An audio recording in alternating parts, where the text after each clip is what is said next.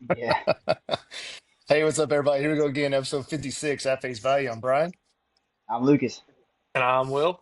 Super pumped to have you back. We are doing a try call-in this week just because everything that's going on between the farming and the parades and the celebrations, working, all that good stuff. So still here to bring you good content, hopefully, and keep on rolling. So we are going into the Big Ten this week. We'll get into that. We'll talk a little bit about the trade deadline because I know that Will has a lot that has to say on that. Yeah. Uh, but we'll get into all that. So, like we do every other week, we'll start with our hugs and hikes. So, Lucas, you want to kick it off? Yeah, I'll kick it off. So I'll start with my hike this week. I'm going to tell the NCAA to take a hike, which the NCAA can just be a perpetual hike, honestly. So this week, pretty much went back on their $600 NIL thing. So they said there's going to be some quote unquote wiggle room. This thing only lasted a month. We knew this was going to happen. And so pretty much it's back to the Wild West where they can pretty much give kids whatever they want. We'll see what ends up happening. They said they're still going to enforce it a little bit, but at the end of the day, who knows? Like, there was going to be lawsuits coming up. So I guess the NCAA just preventatively went ahead and said, you know what, screw it. We're just going to let them kind of go again, and we'll see what happens. Um, so yeah, so what, 3.5 weeks Yeah, wasn't very of this long. thing? Yeah. So again, whenever we're talking about market value for these kids, if a billionaire decides to pay a kid $2 million to play football, that's what the market value is. Um, I mean, there are people who are legitimately buying Pokemon cards for $500,000. You can't tell me that that's what the actual market value is on a piece of cardboard. Right. But somebody's willing to pay that. And so Hmm. um, at the end of the day, I think it's just going to go back to the Wild West. And um, I mean, it pretty much is pay for play, and I'm okay with that. So, are they So, doing this just to avoid the lawsuits and everything, or what? I Hmm. don't really know, but they pretty much just came out and said it's going to be a little more lax, right? So who knows what the threshold is for them to actually audit it at this point, and who they decide to audit, and that's where the slippery slope comes in, because there could easily be like another SMU, you know, Yeah. and just go down hard on one team that pisses off the NCAA, and yeah, I don't know, it's just a mess, man. The NCAA is just a mess. Yeah, and I really don't see any end in sight until eventually we get to the breaking of conference. I know we've talked about that multiple times, but until you actually create a separate entity where and then you create policy and you create everything that's in place. I mean, it's never going to change. Yeah, and I think one of the big problems too that's going to arise is at some point, like the players are going to come together and like try to bargain things. Hmm. Like at some point, I would think like to have some clauses in there and some safety nets.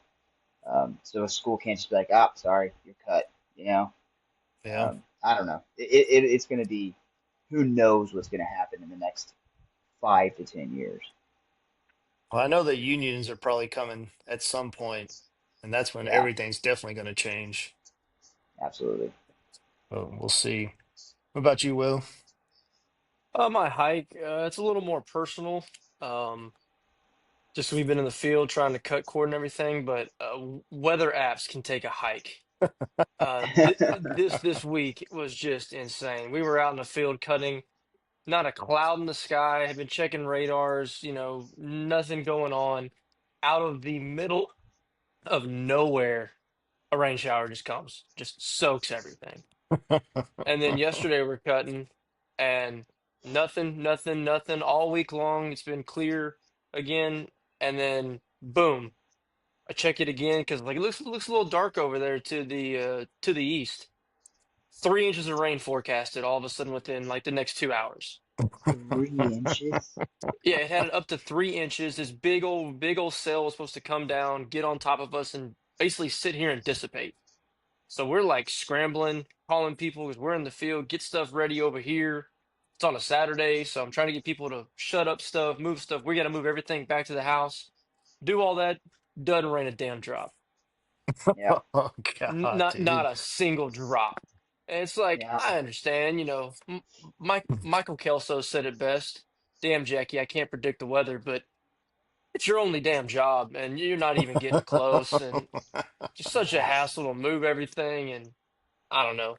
So weather apps can take a hike. We got on four different ones, and they all said something different too. How are you all that much different? Hey, that's why they say meteorologist, that's the best job to have, man, because Best job. all Be you do is wrong give your 99% of the time. yeah, you just give your best prediction. If it's wrong, it's like, well, I tried. Yeah. Weather apps take a hike. That or For the sure. president of the NCAA. What's that? That or the president of the NCAA. Yeah, Yeah. true. Very true. Oh. Oh, I'm gonna tell the Dallas Cowboys that they can take a hike, dude. Oh, So yeah. Talk about listen, another perpetual hike. I know, dude. Like Yeah. this entire situation, like it has just been an absolute nightmare. Like I don't even know what to believe anymore. So the Cowboys pretty much come out and they're like, we do whatever we can. And then Parsons, he makes this whole long tweet. He says, "We've been reaching out. They've been silent. They're not doing anything." Jerry Jones calls Parsons out, says that he's not. We might sign him, but that doesn't mean we're going to have him. And then Parsons like, I don't want to be a Cowboy anymore. Like I'm done. I've done everything I can. We reached out. We wanted to do all this, and then it just hasn't worked out. And then Jerry Jones comes out today and he was like, we did reach out. We offered him way more money than you would probably even guess that we offered him. And that there was nothing from there. And so it's just such a stupid back and forth. Like Jerry Jones, he was like, we did the same thing with Des Bryant. Well, then Des Bryant comes out and he was like, oh, you want to play that game? Like I got stories that I can tell about, the dark times of when I played the Cowboys and the contract situations and everything. Like just an absolute mess, dude. Like it's just, but that's the Dallas Cowboys, dude. It's a clown show every single year, and as long as Jerry Jones is going to be there, it's never going to change. Like it's ridiculous. Dude, I gave my hug a few weeks ago to Love Island. But dude, this drama's just as good, man. This Oh is yeah, great. dude. It's ramping up too. Like it's getting worse and worse. Like it's not. Jerry has Wow. he keeps finding ways to like outdo himself in the worst possible ways. Yep. Like just if you just sign your like he's your most important defender. Yeah. Well, and but There's not an argument to be made here. if you look at what the history of what Jerry Jones does, though, they always sign their players late. Yes. So Yeah. so He they waits till it's always going to cost him the most money possible. exactly like they could have signed him. And this is according to Parsons. He said that they tried to start negotiations before Miles Garrett was even signed, and it was radio silence, nothing. And so then Miles Garrett gets paid. TJ Watt just got paid 41 million a year. And so now, I mean, all that means is just the price is just going to keep going up. I mean, the one thing I Yeah, they wish could that have. Jerry would finally do is play hardball. Like he always gives off this facade that he's gonna play hard this time and I'm gonna stick to my guns, and then he always caves. He always caves. Like this goes back to like Zeke. Zeke wanted to get paid and he's like, nope, we're not paying him. All of a sudden he's the highest paid running back in the league. CD Lamb, we're gonna play hardball, and all of a sudden he's the highest paid receiver in the league, which you could justify CD Lamb way more than you could justify Ezekiel Elliott. But it's Uh, just like it's Dak. just oh Dak, dude, don't even. Dak. Dak doesn't deserve top money regardless. So the That's what I'm fact, saying. yeah, The only one that's made sense so far is CD, and maybe, maybe. Well, Yeah, he's we'll not see. the We'll top paid see. anymore. I mean, Jamar Yeah. is, but yeah, but But but at but the in that time he sense, was but true. in that sense, he set the market on that. Like he could have set the market on Parsons. Like that could have had a trickle down effect on Garrett and TJ Watt's contracts. But instead, exactly. he's waiting and seeing what the market does. And when you know it, with inflation, everything's going up. And Well, so, because who was it? Was it Max Crosby? I don't remember what his contract was. but it wasn't 40. It was like in the mid The kicker? 30s. But yeah, but Max Crosby, I mean, like he signed in the mid 30s, I think. I would have taken that for sure. And now it's up to 41. Yeah, So absolutely. I don't even know if Parsons is going to play now, like, which he has to play because I feel like it hurts you when you don't play. But on the I other mean, side, I mean, my whole thing is like, I would, if he wants to be traded, I would trade him right now. Like they showed the Khalil Mack trade when the Raiders traded him. They got 3 first round picks and a second round pick out of that for a 1 year guy, which is exactly what Parsons is. Dude, if you gave me 3 first round picks and a second round pick for Micah Parsons right now, I would take that. Because where the Cowboys are right now, they're not Super Bowl contenders in my opinion. So why would you not? Your entire offensive line is all young and on rookie contracts. Like you have your quarterback, your receiver paid. Like why not get something out of that? You're going to take a dip defensively, obviously this year, but then you can boost your roster in the upcoming years. Like it just, I would do that right now. Honestly, I would but shop around and I would see what I can get. but for a 1 year rental, the only teams that are going to do that is a team that can win this year. And But that's what I'm so saying. So like, you're but gonna teams that want to it'll win it'll right be now, yeah, they're willing to yeah, give up more. for Like, I sure. mean, like they're not going to Like ship the them off Saints to aren't doing that. Jacksonville. Yeah, exactly. Like Yeah, you're for not going to sure. send Yeah. them to Jacksonville and get picks out of that. But I wouldn't rule the Saints out of anything, man. Yeah, They also do I some mean, questionable things. true, true. why not just add to But the salary hell? I can see the Texans doing that. Yeah. Like, But imagine Parsons on their defense. oh yeah. I mean, that'd be amazing, but I mean, Would that make them? Would that make them AFC title contenders? I mean, no, because I mean the Stroud. It all falls on Stroud. it falls on the offense, man. I mean, Yeah, absolutely. the the defense is already pretty decent. The secondary's pretty dang good. Very You know, good. you know Secondary's very good. the When you put them on our the D edge, our D line probably is our weakest unit. If I had to argue that, so maybe there is a case to be made on defensive side. It's definitely the weakest position. you're Um, definitely winning the division. we should win the division regardless. Agreed, but like, there's no doubt if Parsons is on the defense, in my opinion. Well, Yeah, especially I when mean, you have a guy like Micah Parsons, like he's automatically going to command two people, sometimes three every play, like on pass downs, which is automatically makes your defense better because you're having to put such a focus on a guy like that. Yeah, But I mean, I'm sure I don't he'll know. end up being a Hall of Fame player at some point, but I don't know. It's just a crazy situation. But Yeah, back to my point, the Cowboys can take a hike, dude. I'll still watch I them like every it. Sunday, but oh man, that's where I'm at. So It's that Aggie loyalty. that's right, dude. It's just I can't help myself anymore. So as That's soon as right, you man. buy into a cult, you're stuck. yeah, I'm 33 years invested. I can't just stop now. So Exactly. There you go. let's move to the bright side. What you got for a hug, Lucas? My hug is the month of August. It is now the month of the beginning of football season. And I mean, the Hall of Fame game was already played a few nights ago, which I watched the first half of it a little bit. I had it on.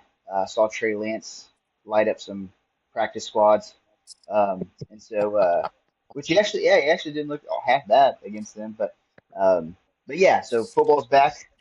Awesome to see. I'm super pumped. I'm ready to get it rolling, man.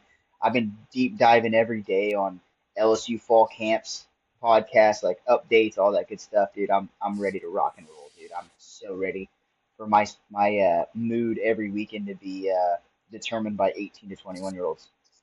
Yeah. What a way Yeah, to live. it's great, dude.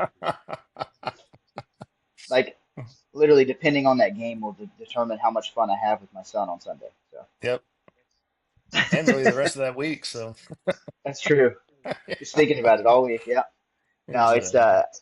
just super exciting. I'm so ready, man. I just want to give a big hug to August. I will say, speaking of the weather, it could cool down a little bit as well. It's freaking hot, dude. I'm over Yeah. that, but a Yeah. We're little officially in our crisp. August heat wave. yeah, a little crisper air would go a long way for to get me in the football mode, put me a good gumbo, but it'll be here Mm, soon. there you go. It's coming. Yep. What about you, Will? Mine is right now or they're actually ended today, but the last 4 days have been the USA Outdoor Track and Field Championships. Nice. See who goes to Worlds in Tokyo later on this year. And so I'm giving my hug to the men's 800-meter final, specifically two guys in the final. First guy is Donovan Brazier. He won Worlds in 2019. Injury bug, a lot of bad things have happened to the guy. He's been out of racing essentially for the last 3 years. He ran last year, tried to qualify for the Olympics, but just didn't have it. He was still injured. He won, so that was really cool to Wow. see. But the main hug here is Cooper. I don't even know how to say his last name, but L- Luke Canis, I think is how you pronounce it. 16 years old, second place with a 142.27 800 meter. Oh my Jesus gosh, dude. Under Christ. under 18 world record. He set his previous lifetime best in the semifinal at a 145 and some change. Comes in the final, was probably 15 meters behind the top four, and just had the most unbelievable kick to the finish I've ever seen. The kid's Wow. 16. It That is is one of the most unreal. he's I think he's the fourth fastest American ever after this race. He is 16 years old. That's Yeah. crazy. Top three all went under 142.5. It's the greatest American 800-meter race of all time. It Wow. was unbelievable for someone who loves track and field. Obviously, ran the 800. It was one of the most electric things I've ever watched. It was I so did. crazy. Yeah, that's unbelievable. I didn't see that, but that's at 16 years old. You can only go up from there Oh, for 142. sure. when he matures. Man, I've seen it in track where some guys do kind of flame out, but I hope so because he's got an amazing build. Like he's this kid. The sky's the limit. That's But yeah, crazy. to shave over 3 seconds off of your lifetime best that you set 2 days ago in a final to qualify for he's the youngest American to go to track and field world championships. Um, yeah, unbelievable race. Yeah. Oh, as long I as just oh, go ahead. You're probably gonna say the same I, thing. I was seeing the clip go around with Noah Lyles in the Yeah. 200. Is that what you're gonna say? Where Yeah. the dude pushed him, Yeah, which dude. is it's pretty funny. Um, but I also saw the stat. So the it's for the 1500 meter. So the meet record in the 1500 at USA in the USA qualifiers was 3 minutes and 34 seconds until last year. And then this year, if you didn't run a 3:34 in the semifinals, you didn't even make the final. All these numbers are off the charts, dude. Like they are on some crazy good drugs, dude. So Like the there's no way. the Like 1500 and is odd. Like in championship meets, you're usually not running your fastest times, which is why like the previous record wasn't as low as you probably would have thought it should be because when you're a championship final specifically, the top three are qualifying. So time is really irrelevant unless you don't have the qualifying standard. So what I'm getting at is the 1500 normally turns into a pace race, and it just turns into who's got the best kick. It's Mm. mm, hardly ever run at a full effort, full speed in a championship race. yeah, And just a normal race throughout the season, yeah, it's the guys are going for it. They're trying to get standards and stuff. But so sometimes on those, the records are a little misleading because they're not always given their best effort. got it. Yeah, that makes sense. I don't know anything about Trek, but I saw that. I'm like, they Yeah. must be on something because I mean, you don't even make the freaking final No. Yeah. if you pace the record. The guys this year went for it because actually specifically in the men's 1500, the favorites didn't make it. Like our best 1500-meter runners are Mm, not going to Worlds. Wow. got it.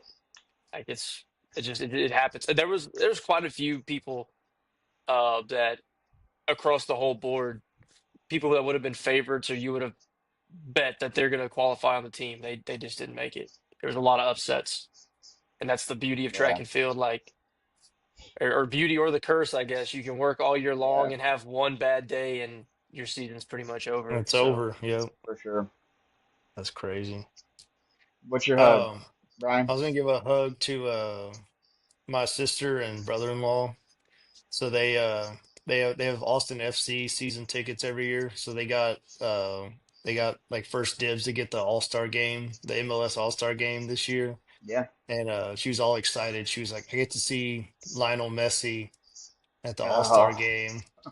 And it didn't even click to me like but yeah, but then I saw her yesterday and she was like I was like, yeah, I saw he didn't play, and she's like, not only did he not play, she's like, he didn't even show up. Like yeah. he didn't even come to the stadium. She's like, so she's like, I'm just a fan of like FC. She's like, but her fiance gonna be husband, like he's a huge, huge soccer fan. And she's like, I felt worse for him because it's kind of like one of those things. It's like, well, at least I got to see Messi, on the field. And she's like, and he didn't even show up. Yeah. So I was like, yeah, I was like, Brutal. that sounds about right though. But Yeah, they need a hug. Yeah. God, so that's yeah. brutal. I Yeah, did but see I that was he like, was sitting out. I guess he had like a little injury or something. yeah, he's got Um, something. They say he's out for a little bit, but they didn't say yeah. how long. But I mean, I think regardless, I mean, I think he's at the point in his career, the last thing he's worried about is Major League Soccer All-Star games. So, Yeah, that's fair. That's definitely fair. so yeah, so I'm giving a hug out to them. So, Yeah. That's very nice of you. yeah, you know, try to do nice things every now and then. Yeah. All right. Well, let's get into it. So, over the last week, there's been a lot of craziness with the All-Star break. Or All-Star, I mean not All-Star break, trade deadline, I should Yeah. say. So obviously on our end, we're big Astros fans here. The biggest trade that the Astros made was getting Carlos Correa back, which I actually thought was pretty shocking. So I know Will, you said you had kind of a little bit to say, so why don't you kind of lead the way on your thoughts? I've cooled off a little bit, fellas. I've cooled off a little bit. I'm not gonna lie. Initially, I was pissed. Like, what are we doing? I didn't realize there was team options, but they can convey if he hits certain thresholds. Don't think he will. The guy's always hurt and never plays. Uh, but I didn't realize Paredes' injury was season ending. Yeah. Yeah. But still, we had just traded for an infielder the day before. We have a very, very crowded infield now for 2026 and 2027. Someone's going to have to move because, I mean, the Altuve experiment's over. Like, don't put him back in the outfield. Just put him Hmm. back at second. And then you got Pena at short. Obviously, now you got Paredes and Correa to play third moving forward for paying Correa way too much money. The Twins only took on 33 mil, so we're still paying him over the next 2 years for sure, 50 something million of that contract, I guess, for a Yeah. player you hope to get 100 games out of. I don't know. I guess it's going to be good for the clubhouse. Like Correa embraced the villain, which we needed. This team doesn't really have anybody to take on when everybody hates the Astros. Um, so when it first happened, I was like, what the heck are we doing with the Paredes injury and some other stuff? I've pulled off a little bit, so I'm not as mad. It's just an interesting move for the future. Because we obviously didn't really value him when he left. Now all of a sudden we value him a whole lot more. We also just have an affinity for bringing guys back. Let's just also say that up front. We just Yeah. love to bring former players back. Verlander, Hector Neris twice. I was Yeah. convinced they were going to trade for Charlie Morton. I really was. Because I knew the O's were going to deal him, and we needed starting pitching. I was like, I would not be surprised at all if Jim Crane's like, Dana, you got to trade for Charlie.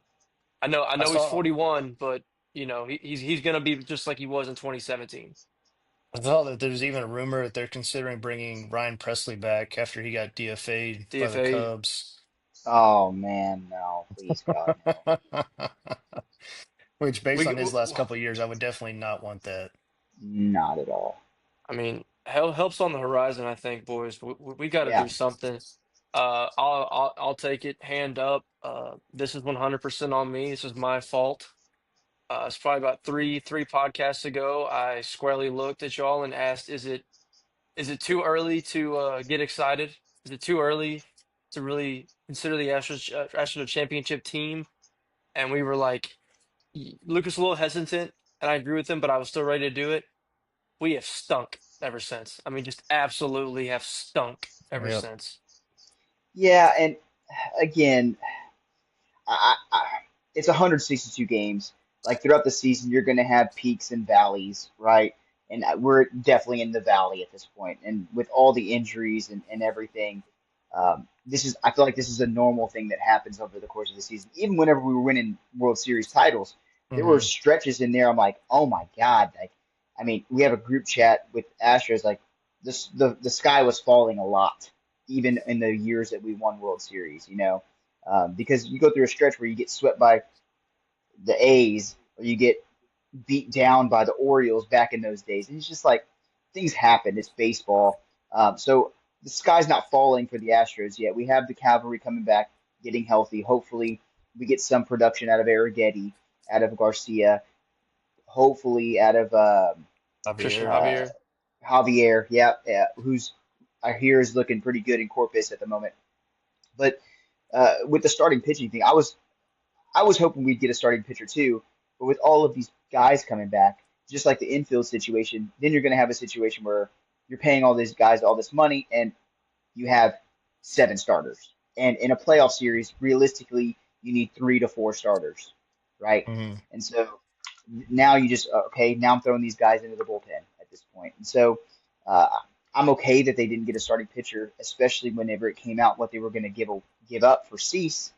I Yeah. don't I don't think that was worth it for his quality at this point in his career. If it was early Cease, absolutely, I'm good. I'm good with that. But at this point of his career, I don't think that would have been the right move. Well, especially Um, the fact that they wanted a catcher and a left fielder, which means that they wanted yeah. Yiner, I'm assuming. And if they had traded Yiner for a rental Oh no. for Cease, like I would have lost my mind on that. Like that would have been Yeah. horrendous. If it But was I if did it was like if it was the last year in Skeen's contract and we wanted a rental for that, I'd say okay, that might not be a bad idea. But if for you think you have a Cease, chance at signing him long term though, too, because I mean, well, I mean, we look what we gave it for Kikuchi. well, yeah. I But mean, I didn't necessarily enjoy that trade either though. So no, let's look what they're doing in Toronto. They're lighting up the scoreboard in Toronto. yeah, exactly. I don't know. I did see that there's a rumor that the Astros are considering dealing Christian Walker this winter and then moving Paredes to first base, and then that would complete your infield. So it'd be Paredes, Altuve, Pena, Correa. So And then But Paredes will immediately hit 210 with 11 dingers yeah, no, but just but because he's just playing automatic in first. that position, yeah. Yeah. I know that the infield's crowded, but over the course of the season, obviously this year we got hit with the injury bug pretty bad, but that's not to say that's not going to happen next year either. You can rotate those guys and give them days off to hopefully mitigate some of that injury risk, right? Yep. Like Correa, like you said, his injury history, who knows how many games he's going to play. Paredes could fill in that third base role. I mean, he's done well this year. Having those options, I think, is a good thing.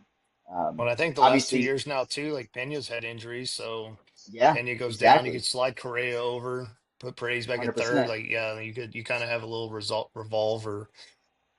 Don't I forget would about rather have that. Dubon. Dubon's still there too. So That's literally what I Dubon's was. playing outfield, though. But what I was going to say is, I would rather have those five people rotating rather than having Dubon be the utility guy, in yeah, my opinion. But yeah, for he's sure. mostly an outfielder now. Yeah, because Um, we have to have him because we have no outfielders, I like mean, the zero Sanchez get was outfielders. good. The Sanchez get was good. I don't know what the heck's going on with Myers. We have no clue with that. And We then don't know same at all thing what's with going on with Jordan. anybody. Yeah, Jordan I mean, too. They said Pena was supposed to he could have come back the series before the All-Star break. They were talking about it, and it was like, oh, we're just gonna let him take the All-Star break, and then he proceeded to miss the next 2 weeks. Yeah, So like, maybe they're just being extra cautious.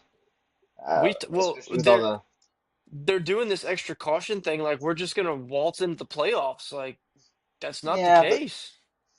but if you look at the strength of schedule of the Astros compared to some of the other teams that are chasing us, I mean, I like our odds pretty good with the guys we have coming back too. So I like our odds, but like I said before, like I think it's imperative you get a top two seed. It's agreed, imperative you get a top two seed. agreed. But Well, and like in the beginning of this month, like really beginning middle of the month is not easy. Like you got so they got the Marlins that they go to the Marlins, so they hopefully Who have do been well hot there. lately. They've been Yeah, hot just lately. swept the Yankees. Then they go to the Yankees. Then they play the Red Sox again. Then the Orioles. Then the Tigers. Orioles again. Rockies. So it's kind of a half and half. Like if they can get through the Marlins, Yankees, and Red Sox, and at least It's come out 500 there, then you it's got home sailing. Orioles, Tigers, Orioles, Rockies, Angels to end the month. So Yeah, I mean, you got a chance to end the month on a good streak going in September, which hopefully at that point you're playing well. So yeah.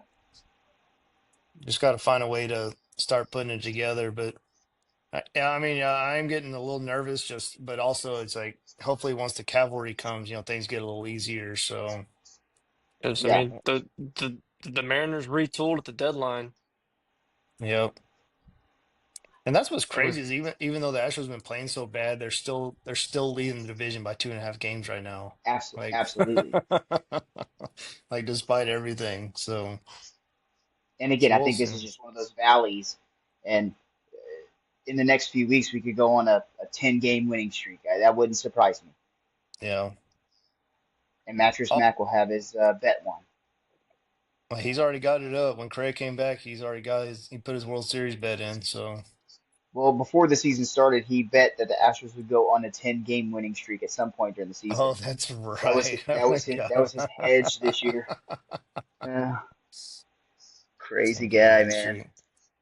I don't know. Yeah, August is always a tough month for the Astros. Like that seems to be historically, especially recently when they really struggle. So hopefully they got out agreed. of the way in July and they can start playing better in August and then Yeah, get going. So because right now they have I'm, the worst record of the division leaders, which would put them in the wild card playoff. yeah, but it's all jam packed right now. I think it's all pretty relatively close. Yeah, I mean, it's all within 3 games, so it's not Yeah, like they're way behind. Like yeah, Detroit and Toronto both at 65 wins. And then the Astros at 62. Boston's at 62 now. So yeah, Rangers are creeping up too, though. yeah. They're at 58 and 55 now. I don't know. We'll I think if the see. Astros, I think if the Astros could get to 90 wins, they'll lock up that spot. Yeah, I agree. Which is kind of what we said at the beginning of the year. It was like 87 and 90 wins, usually, Yeah, which should be able to win you the division. Tell you who's hot right now, though, dude, is the Brewers. Brewers are freaking yeah, crushing it right now. Still, they have yeah. the best record in the league right now. best They record in do. 60, baseball. 67 and 50 and 44. So it's absolutely Um, cruising. Speaking of crazy, did y'all see that box score with the Rockies? No, Dude, you didn't see that? no, I So didn't the see it. Rocky, I think the Rockies were down like 16 to nothing or something in the eighth inning, and they came back and won 17-16. Oh my gosh. It was insane.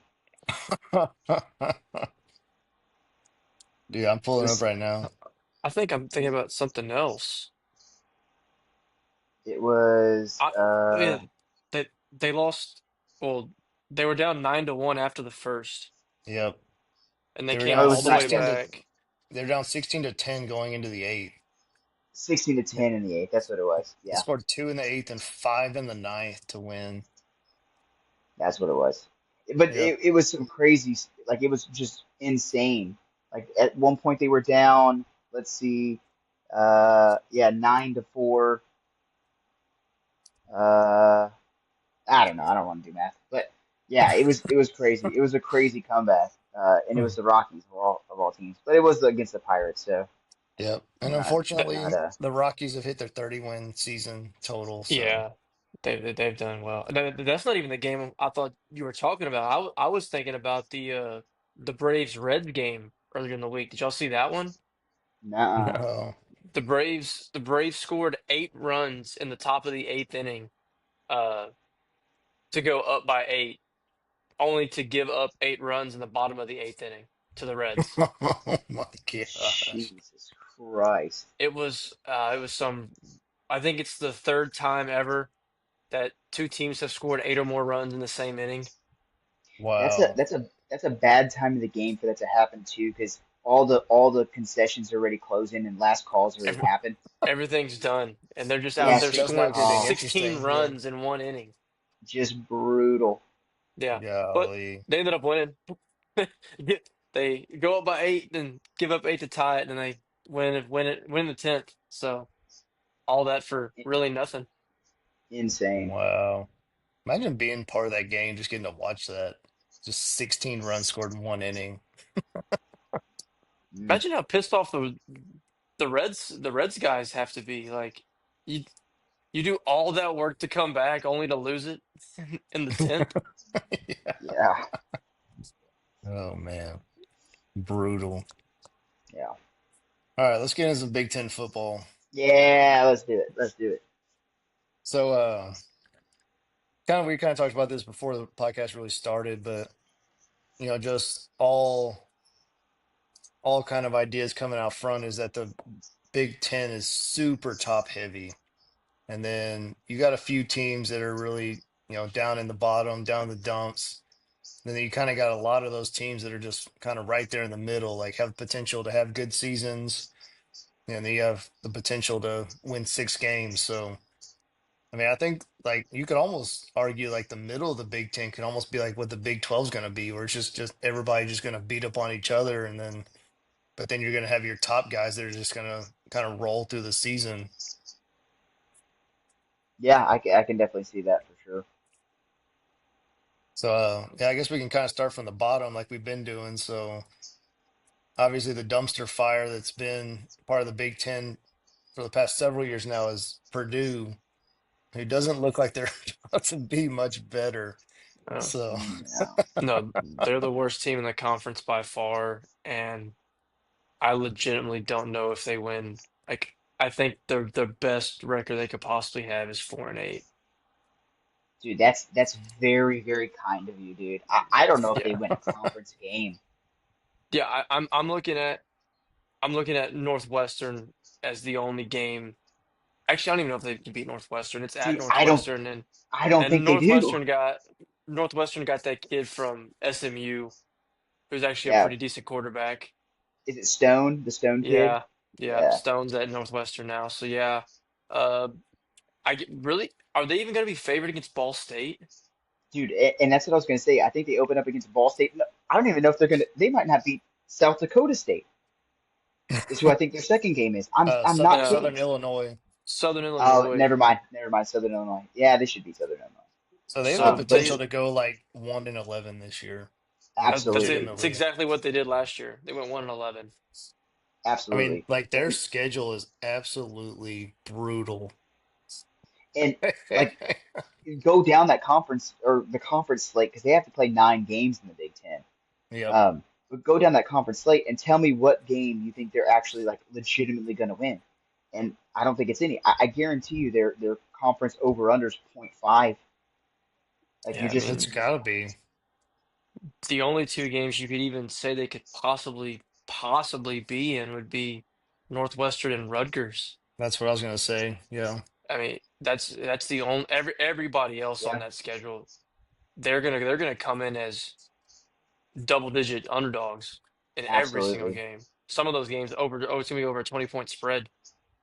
And because you and got to and th- go to Notre Dame, to Minnesota, which at least they didn't get Minnesota in the November blizzard season. Then you got to go to Michigan, to Washington. Yeah, yeah. All right, but boys. This is the most airtime Purdue's gotten on any podcast all year.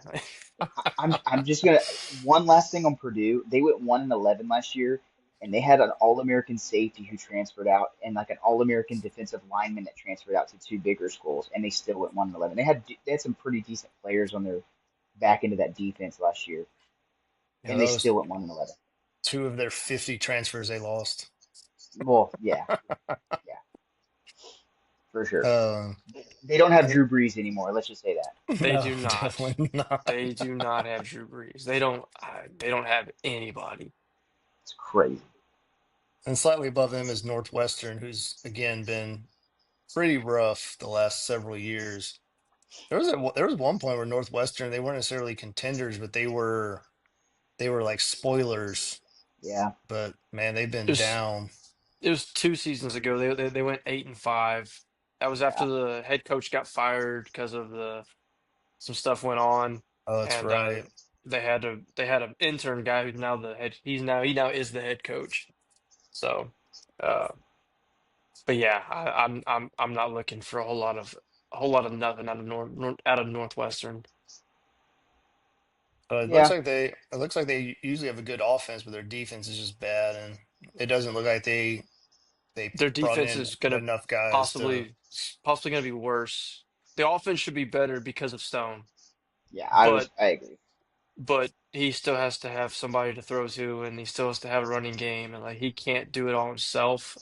Mm-mm. So it's improved because they might have had the worst quarterback room in the country last year, Yep. or one of. But yeah, I mean, same with them. I'm actually looking at it. They're 1.7 conference wins through most simulations. So yeah, you're not looking like Yeah.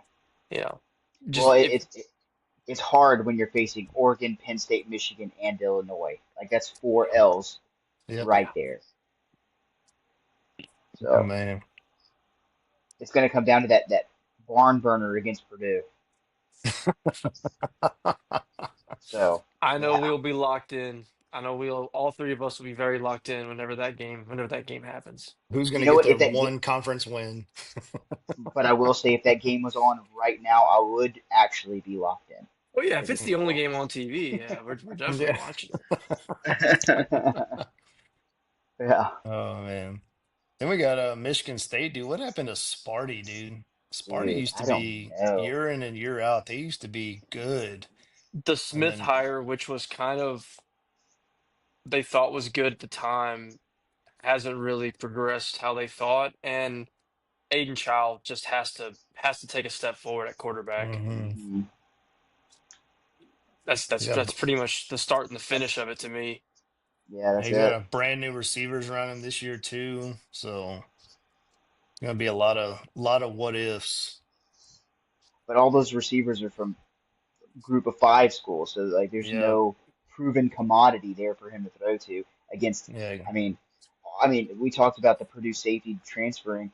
Like the one thing I will say about the Big Ten and overall, their secondaries are typically really good and For sure. defensively period. But hmm I mean, they have really good safety play in the Big Ten, in my opinion. Um, and so yeah, can those receivers really make a difference in a very tough defensive conference? I don't know. Yeah, and I I'll mean they probably be got saying that stacked a up lot. against they got stacked up against USC, Michigan, Penn State. Got to go to Iowa in November.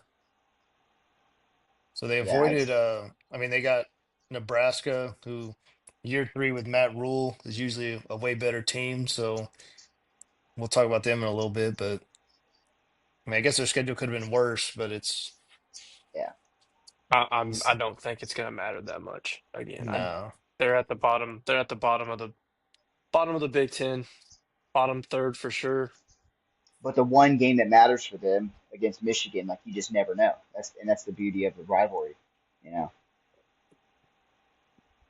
And then right above them in the bottom of the Big Ten is Maryland, who lost all of their major players pretty much everywhere. So it's almost about to be just a brand new team just playing in Maryland this year, which isn't looking great. Yeah, I have nothing to say about Maryland, honestly. Um, Bad, bad yeah, football team. yeah, it's they were them too. There was a few years that they put out a pretty good product on the field, um, but Tagovailoa lately wasn't a it's bad quarterback. no. I agree. The the the brother, yeah. The brother, yeah, not Tua, Tulia, I don't know how you say it. Yeah, Tulia, I think. Not, yeah. Yeah,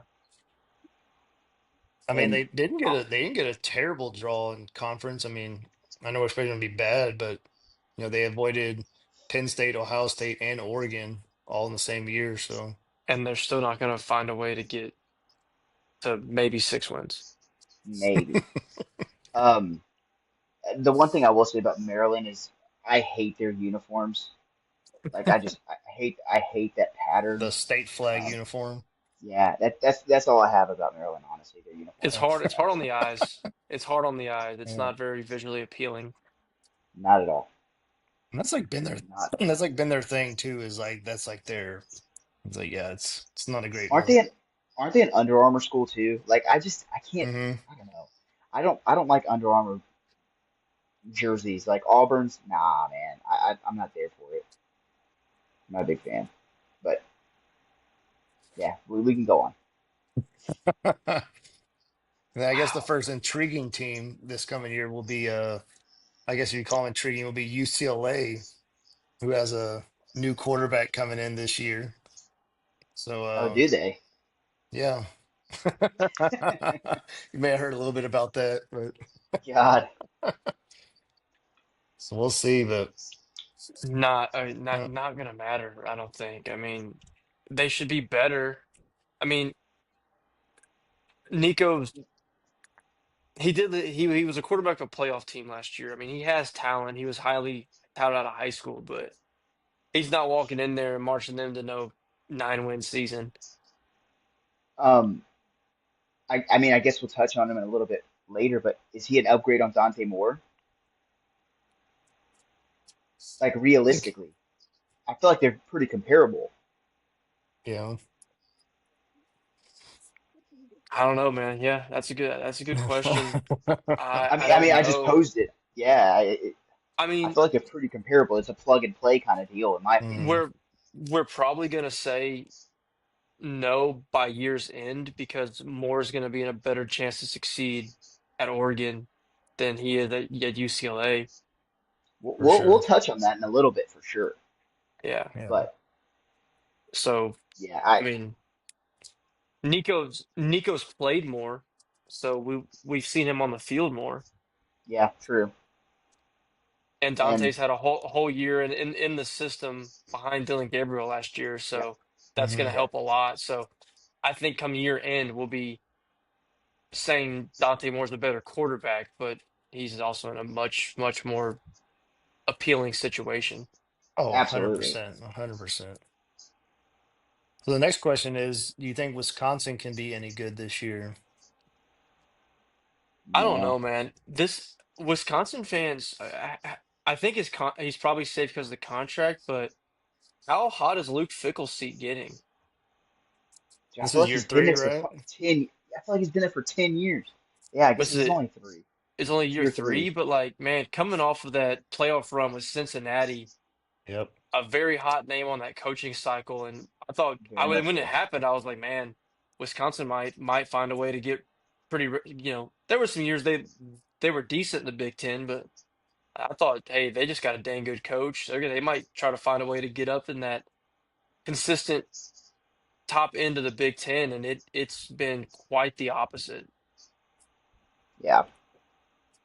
Um, Their I know the schedule. big deal, their schedule, but I know the big deal for Wisconsin was they tried to bring in that high tempo offense into the Big Yeah. Ten with players that weren't fit for that kind of offense. And obviously it backfired. I don't know Yeah, what the because plan is this year. that's Um, Wisconsin always was. It was just that power run, and you just exactly. mix in the pass a little bit. Yeah, so it just I mean, completely changed the way you did it. who was the running back there? Was it Jonathan Taylor? Yeah, Jonathan They, Taylor. they've Like, had a I say yeah, they run, had they've dude. had multiple. several. Yeah.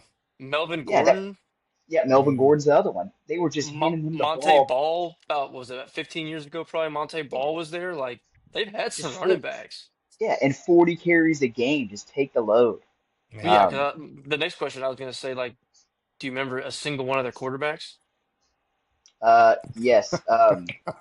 What, Graham I, Mertz that was at Florida? No, dude, they didn't. Exactly. Shoot.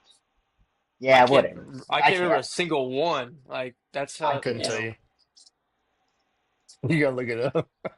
Yeah, Yeah, I I'm mean trying to think who I was they thinking were of. literally on the legs of their running backs. Like that's where they got to those 9-win seasons where they were ranked in the top 15.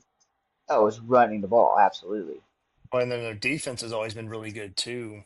that too. So they dropped to 22nd last year, which is still good, but it's the worst ranking they've had in 14 years.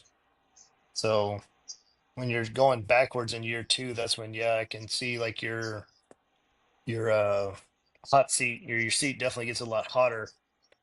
'Cause year two, you should make a little jump, and then by year three, you should be rolling. Mordecai is who I was thinking of. Tanner Mordecai. Tanner Mordecai. Yeah. Yeah, that's what I was thinking of. But Russell Wilson too.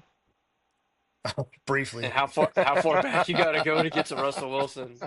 Yeah, 2010. yeah. Yeah, I was thinking of Mordecai, but yeah, no, they got to go back to their bread and butter. I think, especially with, I mean, they're just known to recruit big space heaters in the middle, right, moving the ball, Hmm. huge freaking linemen, and so, I mean, we'll see. Defensively, they'll probably be pretty good. Well, how does their schedule shake up, Brian? I know you were about to talk about that. So the middle of their schedule is rough. Like they got so over a 5 week span, they have Michigan, Iowa, Ohio State, Oregon, Washington. Oof, They also have Then a they yeah, road trip to Bama in the non-conference. Yep. And then they go I to was gonna Indiana, ask. have Illinois, and then go to Minnesota. So their schedule Yeah, is rough. yeah, I'm and not seeing that, boys. not at all. No, they might be And you lucky to be bowl eligible, honestly. I think bowl eligible would actually, it won't be a good season. Like they won't say that. It might actually be a decent season Yeah, if they were to find a way to 6-6, because I don't see it on that schedule. I mean, I'm yeah, just with looking that here. schedule, So you beat Ohio, you beat Miami, you beat Middle Tennessee, beat You're not Maryland. beating you're not beating Bama. You're not Yeah. beating no, Bama. You're not beating Michigan. I think they could beat Iowa. yeah. Um, Take the Seven under on that. six. Take the under on that. Yeah. for sure. 7-6. I mean, like And then maybe Indiana. So like that man, Oh man, that's five wins. they're not going into Indiana winning that That's what I game. mean. So like no. legitimately, like if we look at that, then that's four and I eight counted is what we're four, looking at. four. Yeah, I Yeah. counted four there. Yeah, Yeah, that's what I unless seen they that. find a way to really revamp the offense and either go back to what they've known or figure a way out to get it going the right direction. But yeah, right now it's not looking good. Not at all.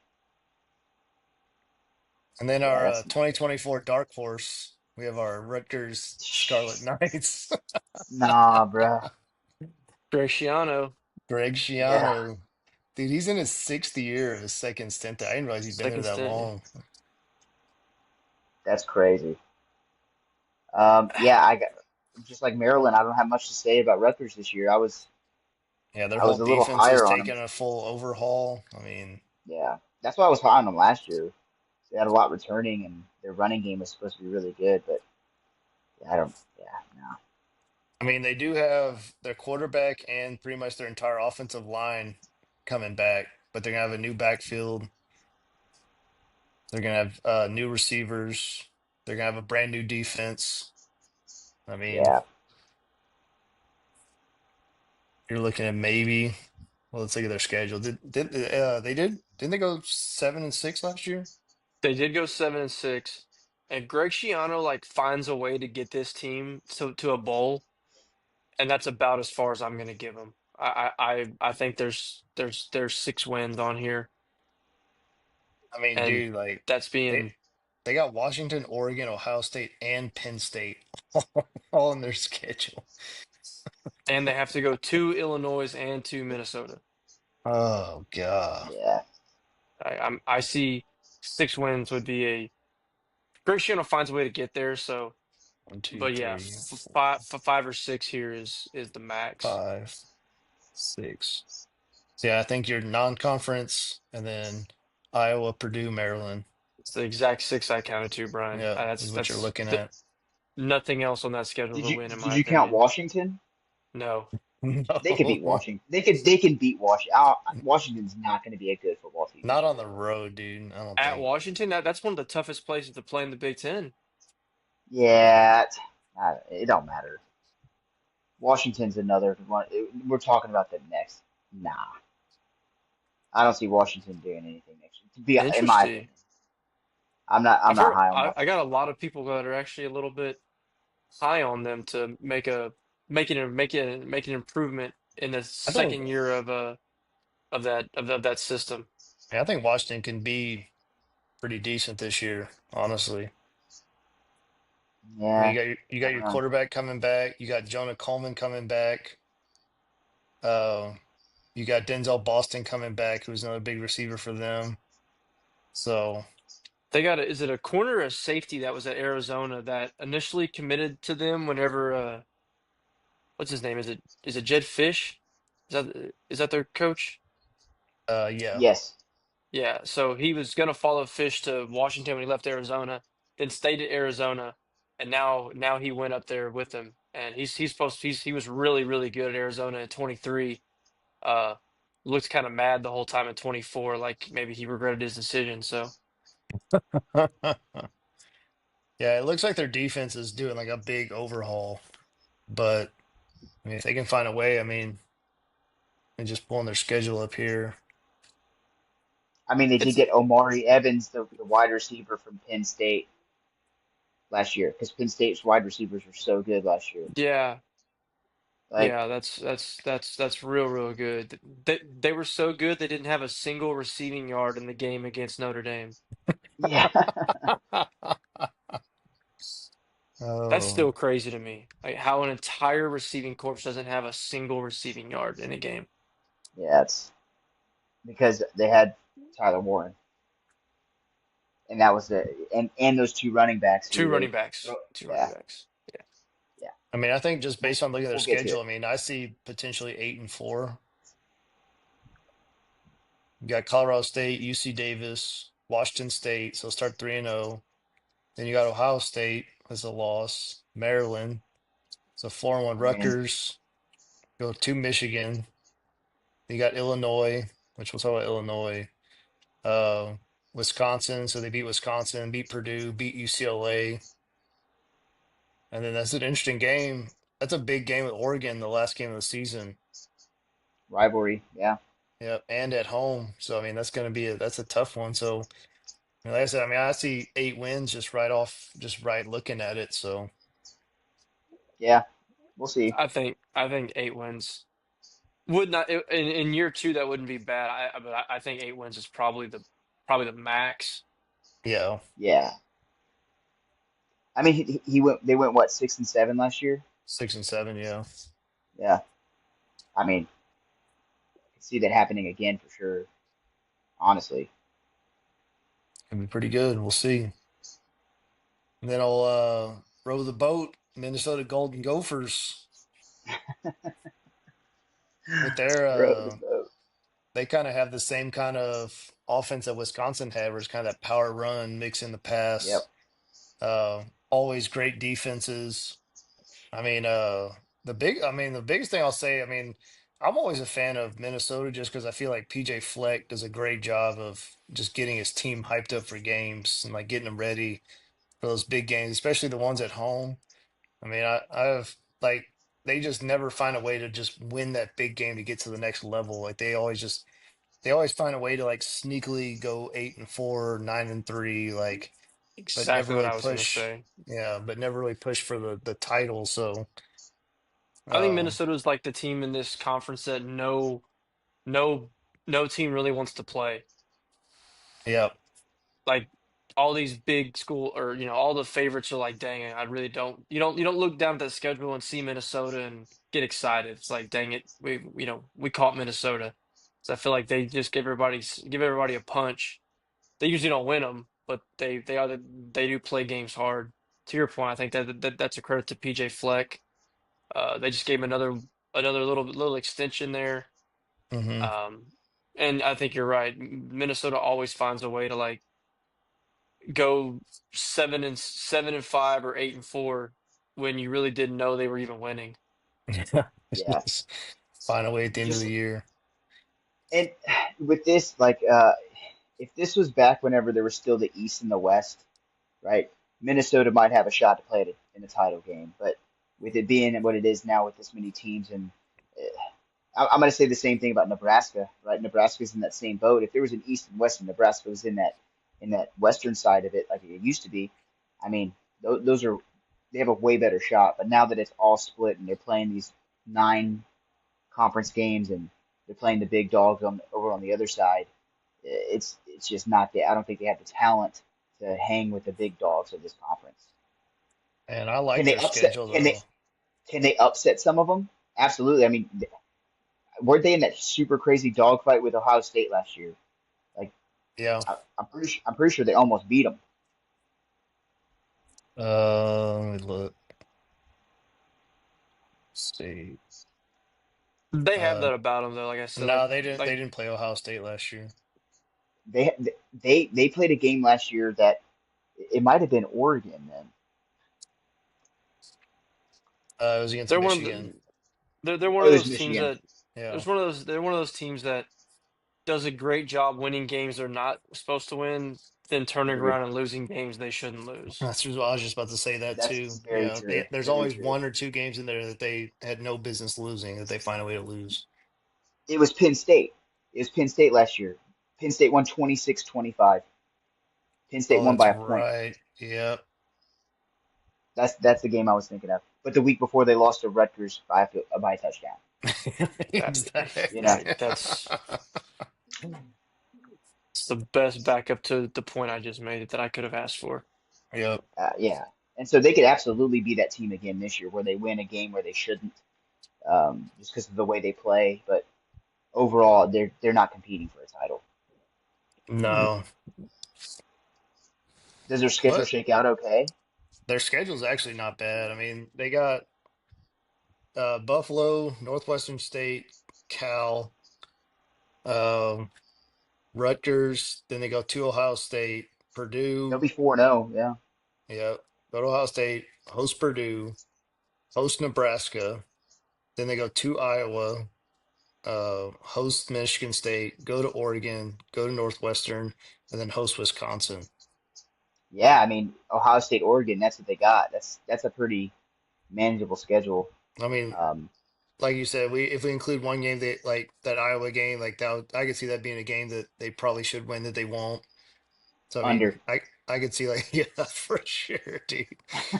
So I mean I could see 9-3 in there Yeah, if absolutely. they play the way they're supposed to. Yeah, But agreed. I mean they got a lot of new guys on offense too, so that's also I mean they got a redshirt freshman that's going to be playing quarterback. Um, they got a new running back, they got new receivers, they got new offensive line, so like they're pretty much a revamped offense. A lot of upside to what it is, but it's just a matter of whether or not they can put it all together. Just kind of goes back to what we've been saying is like, you get all these transfers in, but it doesn't necessarily mean it's going to mesh together and get you a good product. So, Yeah.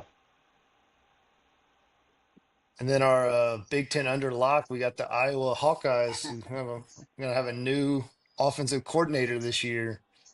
So, New quarterback, yep. Gronowski's coming over from South Dakota State, I believe it was. So Yes. FCS Yeah. Yeah. guy, Yeah. Yeah, FCS but they said power. I think so he had a shoulder surgery in the spring. So um, they had an Auburn transfer, Hank Brown, and then Jackson Stratton, who was there last year, is gonna have to beat them out. Again, I don't know how far along he is from the shoulder surgery. He's Again, already he full he he's full he go at fall camp. he is the starter. Oh, they announced it. Wow. Okay. Yeah, Sweet. Gronowski's the starter. So then I Hey, mean I don't know if that's anything of note really. I mean No, for Iowa sure. quarterback play and when they got McNamara a couple years or last year, 2 years ago from Michigan, that was supposed to hmm fix the quarterback problems at Iowa. Yeah. Didn't pan out at all. I don't know. It's kind of where quarterbacks go to die, really. Is the team MVP going to be the punter again this year? Um, Hey, they increased from 128th to 69th on offense last year. Big Dang. improvement. So I mean, actually, that is a very big improvement. But yeah. yeah, When you're at yeah, almost the exact bottom, there was nowhere to go but up. yeah. Hey, that was one of the most fun seasons ever to watch, though. Playing in the Big Ten championship, averaging 13 points a game is pretty elite, dude. Like, Again, man, Iowa always wins at least 8 games. Like we're yeah, joking about them, they always win at least 8 games. Kirk You'll look Ferentz, up, dude, he's good. you'll look up in mid-October, I was ranked 14th out of nowhere. You're like, when the hell did that happen? You're right. I haven't seen anything about Iowa, and they're all of a sudden they're 6-1. Yeah, Their schedule's very kind true. of, it just depends on how other teams do. But I mean, like, they got Iowa State, that's a big rivalry game. Got Indiana, got Penn State, got Minnesota, got Oregon, USC, Nebraska. So, I mean, it's like all those teams that are kind of right there in the middle, all fighting for the topper portion of the conference is kind of whether or not a lot of those teams are going to take that jump or not. So you just lull them to death with your run game. I don't know. I don't know. Yeah. I'm fighting through it, Oh, boys. I'm fighting through it. I I housed 20 wings and fries a while ago, so I'm in a world of hell right now. yeah, there you go. From where? Wingstop. That's where There it's you at, dude. go. It's the That's the only right place to answer. go. Yeah, yeah. In our House that. town. Yeah, I'm just trying to get to the teams that actually matter. Well, let's power through. So, y'all think USC is going to be any better this year? Uh, They they have to probably, be. They have to probably, be. yeah, This is yeah. year 4 of Lincoln Riley. Yep, year four. Have y'all seen the deal? Like Lincoln Riley has always been worse every year of his coaching career. Like Like it's always been I have not. backwards. Every year at Oklahoma, he always had either the same record or a worse record. And then he went 11-3 his first year at USC, and then it was 8-4 and 7-5, or 8-5, or not. Every year's been worse. Every single year he Wow. coaches at a place, he's had a worse record. That can't continue. No. I mean, looking at their schedule, I can see 10 wins on that schedule. Honestly, um, they're going to go into Illinois, so they go to Illinois. They'll be 4-0. I mean, I think they can beat Illinois. Um, they host Michigan. I think they can beat Michigan. Um, the Notre Dame game, we don't know what Notre Dame's going to be, but it's in Notre Dame, so I'll chalk off Notre Dame. I'll chalk off a loss Hmm. there. That was a They're going. crazy game last year, right? It was. It was an Yeah, Yeah. insane game last year. yeah. So you never know. That could be a coin flip. They go to Nebraska. That should be a win. Um, they host Northwestern. They host Iowa. Win-win. They go to Oregon. Let's chalk that up as an L late in the season, and they finish the season against UCLA. I mean, potentially 10 or 11 wins if they can beat Notre Dame. Yeah. Like the only real like for sure big underdog is at Oregon. But again, we'll talk about Oregon in a little bit. But I mean, they could win. They could, dude. That's a manageable schedule right there.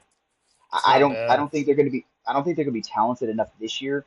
But their recruiting classes that they're bringing in are very, very, very good.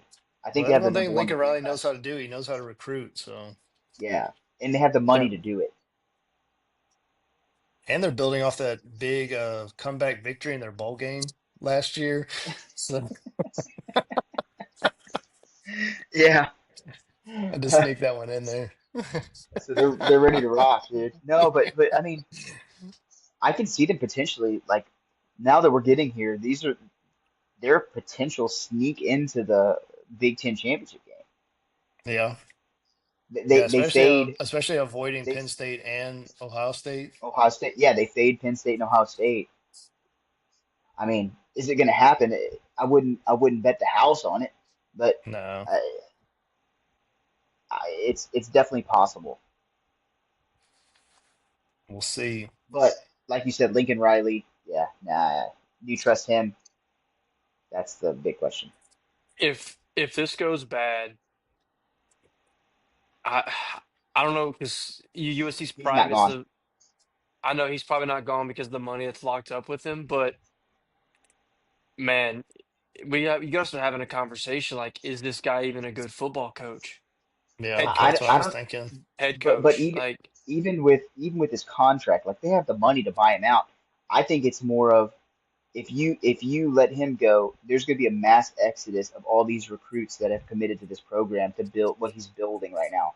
I think I think with this year's cycle and the 2026 cycle that they have planned to sign this year, they're going to be good in a few years for sure. If they can get decent quarterback uh, play at some point, but that's my whole argument here, Luke. It's like he's coached multiple Heisman Trophy winners. Like they had when they brought back Caleb Williams, what did they go 9-3 or they go 8-4 It was in eight and year two four. of Caleb Yeah, yeah. Williams? Eight and But four, but like okay, but the same argument can be made with LSU and Jaden Daniels. They had no defense. They had like, and that was the big question mark and about USC. that is the problem. Lincoln historically, even at Oklahoma, his Well, plan was just yes, hmm outscore everybody. It's Big 12, I understand. Just outscore yeah, everybody, but they don't have good defense. and that's what I was gonna say, and that's where they're really hitting the high school ranks in the recruiting classes. Like they are getting some big time defensive linemen coming into that program. Um, I mean, again, I think defense they were a little bit better last year than they have been under Lincoln Riley. If they can make another step forward this year, I mean, I mean, they went from we know it. 105th to 48th ranked defense, so they did That's take a a huge jump. Yeah, and so if they can make another jump this year and the offense can stay productive under a Lincoln Riley, because think about last year too. Like think about how many close games that they were in. Like they were in a lot of close games that they lost. Weren't Hmm they?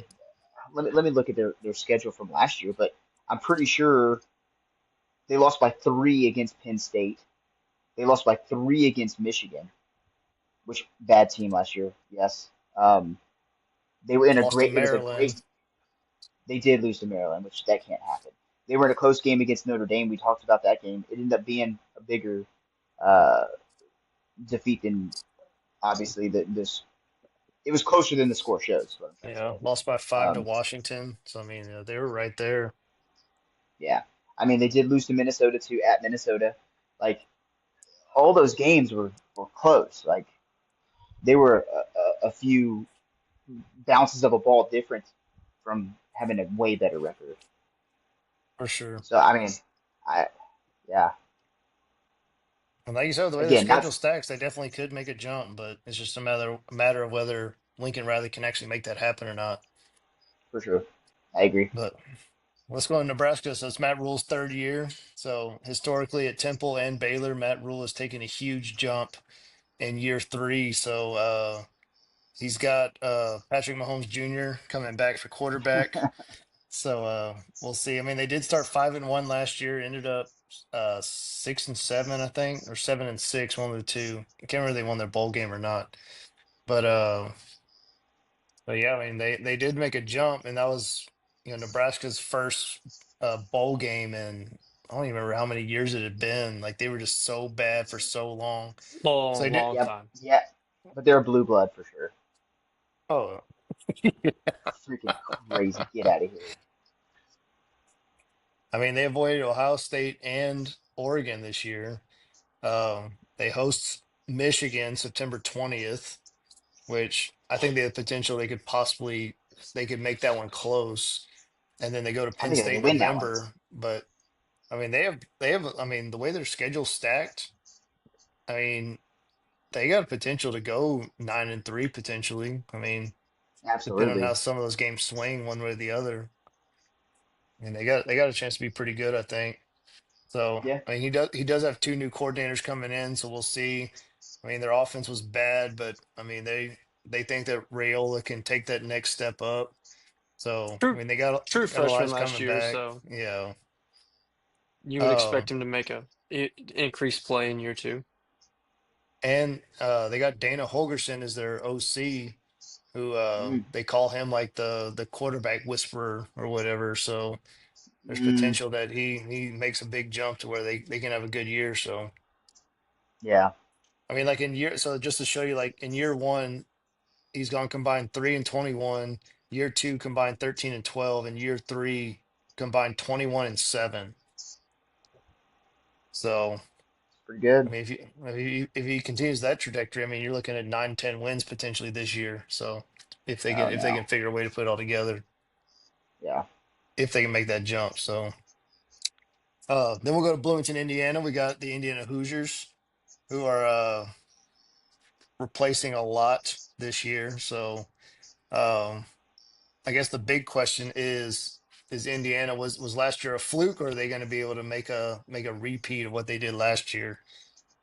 I know their schedule is nothing like what it was last year, though. yeah, and I think that's the big key.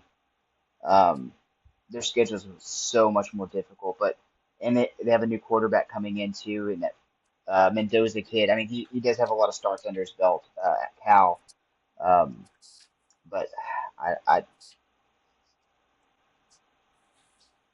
they have to go to Penn State, Oregon, and Iowa, um, Hmm. and they play Illinois as well. So I don't think we see the magic again this year. To be honest, there's a lot of people that are super high on Indiana though, for sure, Yeah, but I don't think that's I don't gonna. know. I mean, I think there's definitely be a step back. It's just a matter of whether, I mean, if their defense can play like it did last year, I mean, they have the potential to still make a run this year, but it's just, I mean, playing at that kind of high Yeah, level and now playing with the better teams too, that's going to be a lot of what ifs. for See where sure. they go from here. So, and then our final breakaway team would be the Illinois with Brett Bielema coming into year five over there. So I've actually seen a lot of people that are pretty high on Illinois this year. So I guess Sneaky we'll Yeah, see ten if and they're three able last to. year. Yep. I think Altmaier returning is a huge part of that for sure. Um, 100% is. and obviously, I talk about all the time. Veteran quarterback always is going to be higher on my list, in my opinion, especially a winning quarterback. Again, they went 10-3 last year, which is for Illinois. That's a huge dub. Um, can they get? Can they be better than that next year or this year? I don't know. Um, yeah. What Especially does because their they have a schedule lot say of out? they have a lot of offensive they have a lot of new offensive pieces coming in, which is gonna make a big Yeah, difference too. But I mean they got USC at home, they got Ohio State at home, they go to Washington, um, and they go to Wisconsin in November. But I mean that's and you yeah, got Western Illinois, they go to Duke, which we said Duke could potentially be better this year. Western yeah. Michigan, go to Indiana, go to Purdue, host Rutgers, host Maryland, go to Wisconsin, then host Northwestern. Like I mean, that's how their schedule shakes. 10-3 is doable again. Yeah, like I the don't know. biggest thing they said last year is like it was a lot of those close games that they were able to pull out last year. Yeah, Like they beat Maryland by 3, they beat Minnesota by 1, they beat Indiana by 3. Uh, but then they lose to like Iowa, they lose to Northwestern, they lost to Wisconsin, like yeah. they snuck away against Kansas. Like it was a lot of like super close games where they you have to, is that going to be able to hold up to where you win that many close games or not? So that's kind of going I to be think the that's big that. question mark for them. Yeah, I think that's where experience comes in with Altmaier, right? Those game-winning drives, getting Yep, the team into field goal range to kick a walk-off, you know. Um, exactly. and again, if I'm picking between Michigan and Illinois, I'm going to take Illinois just based on the experience of the quarterback, For sure. And I mean, they have him and but most of their offensive line coming back, which is big too. So for sure. he just got to find a way to mesh with the running backs and the and the new receivers coming in. So Yeah. we'll see. And then we'll get into our upper echelon. We start with Michigan. So Michigan obviously taking a step back last year, but still going a quiet 10-3. So I mean, still had a, or wait, no, they went 8-5. I don't know why I keep thinking they Yeah. went Eight nine and and three five. last year. So 8-5 last year, capping with that win against Alabama, which to a lot of people was a big Ohio State. Ohio State. We talking about? Oh, I was talking about the Talking bowl about game. oh. Yeah, yeah, yeah. And they played Alabama in the Who, bowl game. oh, they did. That's right. I thought I was talking about when they beat Ohio State to end the Well, season. yeah, well that one too, but which is still crazy to me. But 4 years in a row, dude. Ryan They Day beat can't them beat 4 years in a Michigan, dude. row. Yeah, Ryan Day also decided to just try to run the ball when he has freak show wide receivers. Yeah, No. it's just, but Everything that could have gone wrong went wrong in that one. But yeah, yeah. I don't know. I guess Um, obviously the biggest question mark is did they name their quarterback yet? Who's gonna start? It's it's Bryce Underwood. Okay, I mean, I would think it's Bryce It Underwood. they haven't announced it yet, but you don't pay a kid to be a backup. true. And if anything happens, the veteran transfer or whatever from Fresno State could start the season early, and then Underwood comes in and finishes it and Yeah. does what he does. But Bryce Underwood's playing this year and starting most games, I think. They got Justice Haynes from Alabama, which at running back. They got Donovan McCulley from Indiana receiver. So I mean, we'll kind of see how it goes. Their offense was horrendous last year, um, but their defense was still really good. So it's just a matter of whether their defense can stay consistent and their offense has to take that next step, or else they're just gonna fail miserably. Yeah, People are super high on Michigan. I know a lot of that has to do with Bryce Underwood. Man, I just don't know how good of a coach really Sherm Moore is. I I was not high on it. I think they only hired him because that's the only choice they had at the time with everything going on. That's not who they would have wanted to hire if the Michigan job was really open. yeah, I just don't know if he's that good of a football coach. I really don't. All this hype on a true freshman quarterback, I think, is always crazy. To expect yeah, them to come in there and just lead your team on some magical run. I'm a lot. We'll find out a lot about them when they go to Norman in week 2. Yep. I'm just not. I 8-5 again would not shock me for them. I'm not sitting here thinking that Michigan's going to go on some crazy run and make a Big Ten title game or something like that. I just really don't see it. I mean, Yeah. I know they're still going to have guys like it's still Michigan, but I'm not nearly as high as a lot of the projections and people are on Michigan. I'm with you on that. But you also have to think too. They did also fade Penn State and Oregon on their schedule as well. Obviously, they're going to play Ohio State, Ohio State, yeah, um, yeah, but the OU game's going to tell us a lot pretty early. yeah. The schedule is pretty kind to them. They have a 4-week stretch where they're not really playing anybody, so Yeah, it's pretty nice to end the season to gear up for Ohio State by playing Purdue, Northwestern, and Maryland. And Michigan yeah, State. It's like getting yeah. a But non it's like getting a non-conference schedule to end your season before you have to go play your arch rival. yeah, Yep. Yeah, I'm sure Ohio State's not super pumped about that either. no, No, Yeah, but again, it's just a matter of, is Nebraska going to be good this year? Because they got to go to Nebraska, they got to go to USC.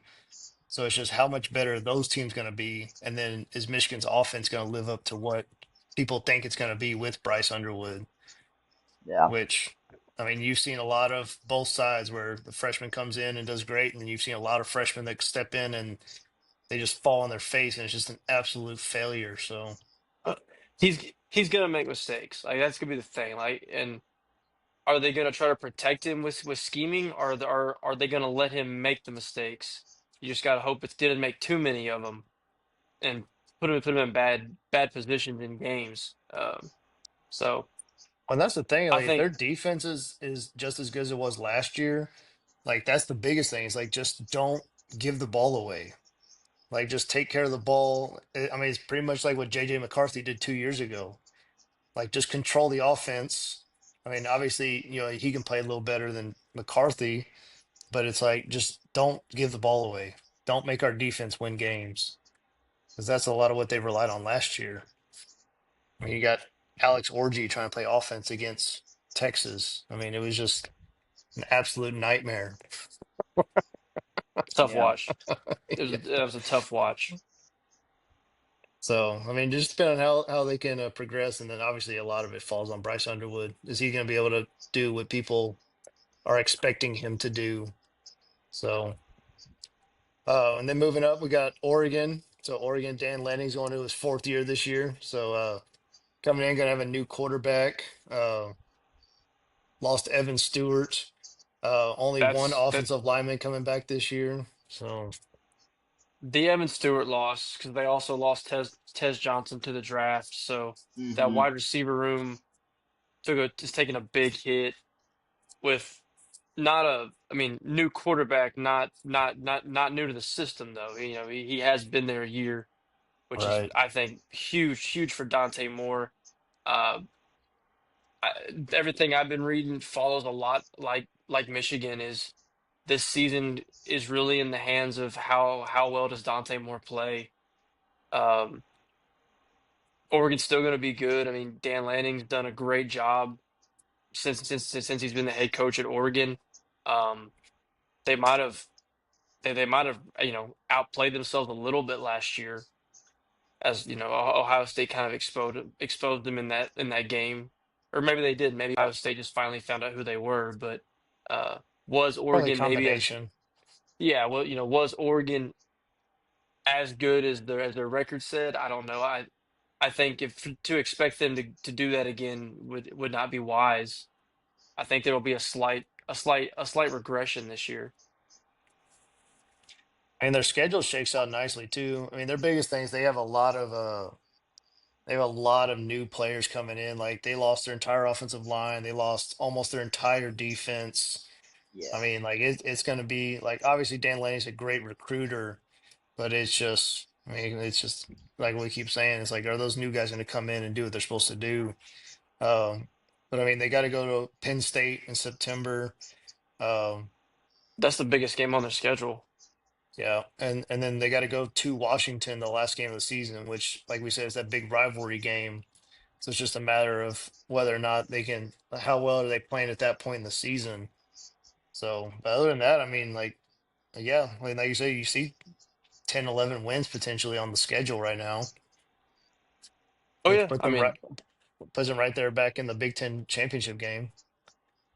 I mean, that is very true, but there's also the other side of this as well, in my opinion. There's a scenario where Dante Moore isn't even a starter halfway through the season. Like he at UCLA, he was mid to average, right?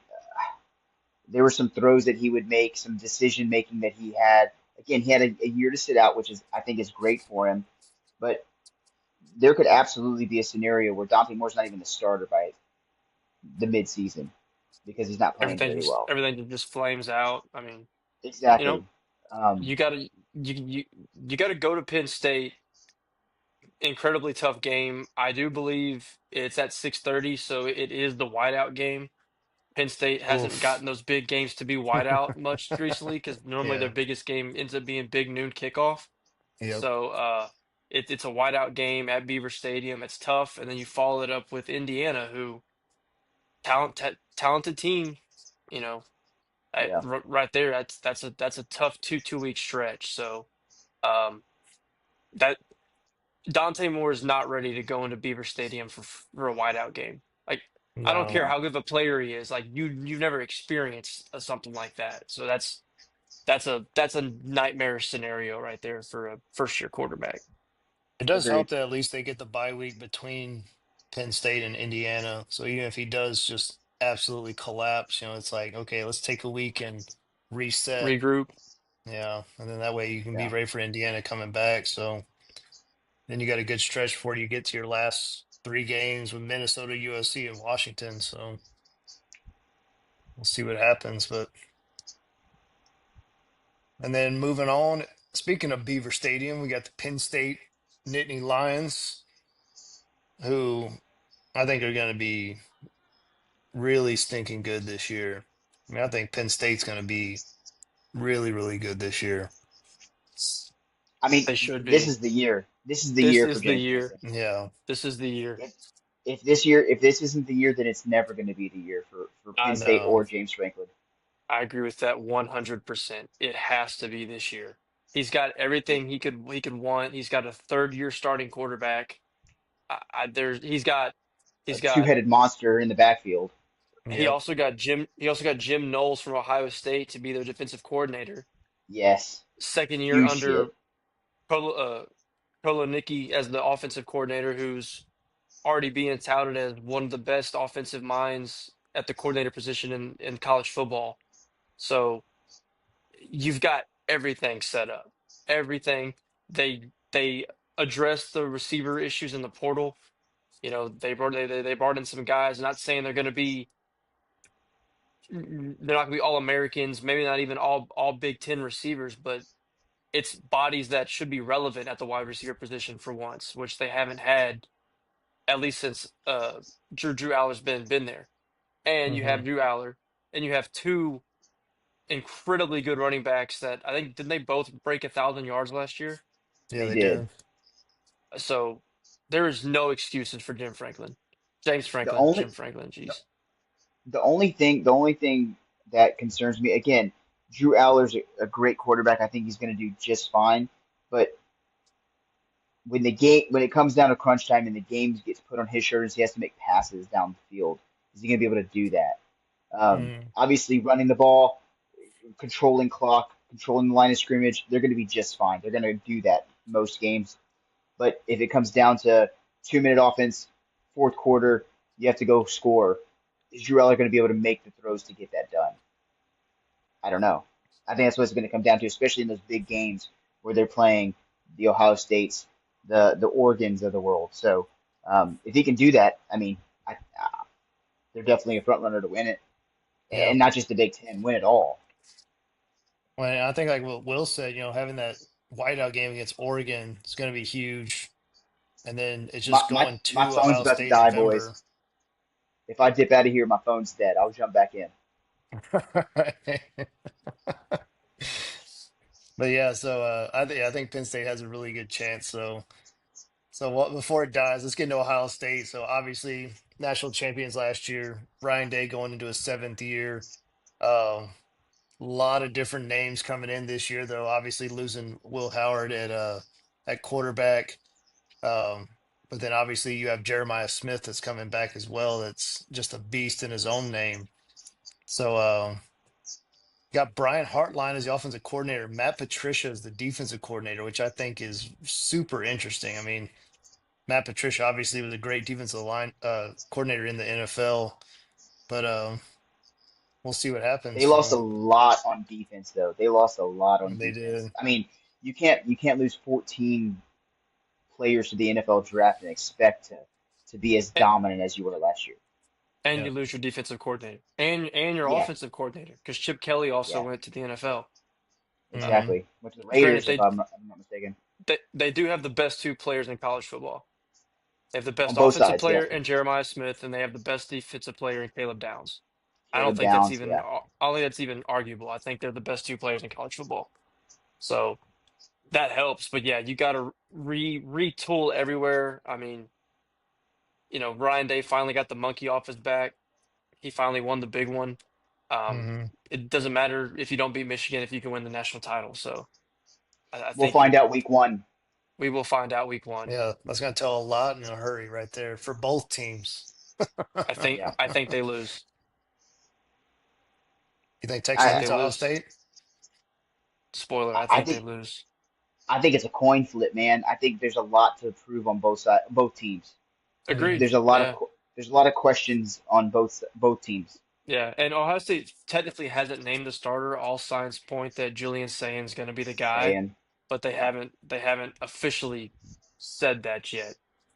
Yeah, But you know, I say that because I mean the coordinator thing to me is big because game management was great by Chip Kelly and Jim Knowles and everything last year, especially yeah, after the Michigan game. Like they called some great games once they realized just played the way they need to play and a yeah, whole new system with again 5 stars up and down both sides, but all fairly inexperienced players. Uh, that's a tough ask. It's a very tough Hmm. agreed. ask with insanely high expectations. You know, Ohio State comes into every year assuming Big Ten championship and national championship contender year after year. So it's a whole lot of Yeah, expectations at a program like that. For agreed. sure. So who's your conference champion, Lucas? I mean, I'm gonna take the easy way. I'm going Penn State with everything they have returning, with the veteran quarterback, which there's not a lot of veteran quarterbacks in this league this year. I'm gonna go ahead and go Penn State, man. Yeah, they're going to be a train, man, with those two running backs. I Hmm. think they, I think they kind of. I'm not gonna say win easily, but they're definitely the best team on paper. So I'm gonna go ahead and roll with them. I like it. Well, It's Penn State. I mean, a lot of the only reason anybody's not taking Penn State is because of James Franklin, because James Franklin can't win the big ones. Ryan Day could win the big one until he did. No coach ever that could win the big one won the big, until they won the big one, until they finally did. yep. I think this year he does. Yeah, I Is think he your Penn State's natty? Is he your national champion? I haven't. I'm not enough. I'm not quite there yet. I haven't done enough studying on the whole season to know, but Yeah, they're definitely in contention. And I think the yeah, whole winning the big one thing is hogwash because no one's ever done it until they did it. So, agreed. but Yeah, he's got the team. He's got the team. And if Yeah, Drew Aller turns, takes another step forward, yeah, I mean, undefeated season is definitely in play. for yeah, sure. Yeah, just to be anticlimactic, I'll also take Penn State for all the same reasons. I mean, I think they're gonna be really freaking good. I love James Franklin too. I think he's an amazing coach. So, I mean, I think Penn State's legit this year for sure. So, yeah. what about your dark horse?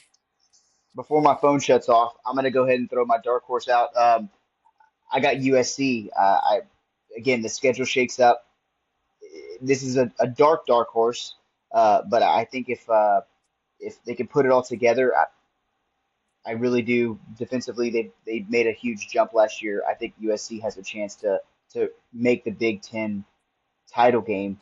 Uh, can they beat Penn State? That's a hard ask, but I think they have a chance of making it there. So I'm going USC. Let's go. Well, Probably an even bigger dark horse. I've got Nebraska. Ooh, I like it. I was all in with Brian on the Rule Year 3 deal. I trust Matt Rule. I thought it was a good hire when they did it. Second year quarterback who had a super hyped up and played like a freshman last year. But back to what I said or back what we were saying a while ago. Uh, he we just he lost Lucas. we lost Lucas. Yeah, we lost Lucas, but. Uh, Matt Rule allowed Dylan Raiola, I think, to make mistakes as a freshman, and I like when coaches do that because it allows them to grow faster. When you try to protect quarterbacks in a scheme, it hinders development, and then when you get into big games and you need him to make big time plays, that's usually when they make the mistakes because they weren't allowed to make the mistakes. And For he's a sure. gunslinger. He let him be a gunslinger. So I Hmm. liked that. Um, the schedule to me isn't insurmountable. I mean, uh, Penn State, yeah, you got to go to Penn State. That's tough. You get Michigan at home and you get USC at home. Every other game on that schedule is winnable. Um, I'm not dark horse doesn't mean they're going to go in and win the Big Ten, right? But I think they can make Right. noise. I mean, I think they could go crazy here and win 10 games, but I think 9-3 is definitely on the table for this team. And I don't know if they're quite getting, I think they might sneak up on us again and be, say if they beat Michigan, it's not crazy to say that they get going to that USC game undefeated. So Yeah, um, absolutely. No, for that would sure. be, I'm not, people aren't thinking that's going to happen, but hey, it happened last year. What were they, 6-1? I know the wheels kind of fell Yeah. off, but it just kind of out of nowhere, there's Nebraska at 6-1. So I think people will be paying more attention to him this year, but I still think we could wake up in October and Nebraska's 6-1, 7-1 again, maybe undefeated if they knock off Michigan, which Find a I way didn't into the say a while rankings, ago. yeah. Yeah, Yeah. I just really don't trust Michigan at all.